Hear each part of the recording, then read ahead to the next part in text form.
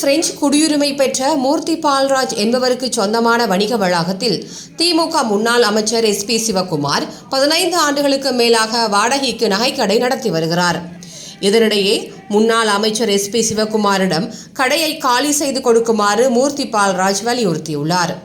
ஆனால் SP சிவக்குமார் கடையை காலி செய்யாமல் 5 கோடிக்கு விற்பனையாகும் இடத்தை 2 கோடிக்கு கேட்டதாகவும், அதில் 50 லட்சம் முதலில் கொடுத்தவுடன் தனது பெயருக்கு பத்திரப்பதிவு செய்து தர வேண்டும் எனவும், மீதி பணத்தை பல்வேறு தவணைகளாக தருவதாகவும் அந்த இடத்தை அபகரிக்கும் நோக்கத்தில் உரிமையாளரை மிரட்டியதாக கூறப்படுகிறது.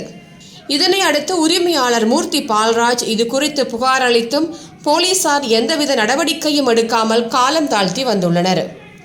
இந்த நிலையில் புதுவையில் பிரெஞ்சு குடியுரிமை பெற்ற மக்களின் சொத்துக்களை பாதுகாக்கவும் திமுக முன்னாள் அமைச்சர் SP சிவக்குமார் மீது கொடுத்த புகார் மீது உரிய நடவடிக்கை எடுக்க வலியுறுத்தியும் SUCI கம்யூனிஸ்ட் கட்சியினர் ஆர்ப்பாட்டத்தில் ஈடுபட்டனர்.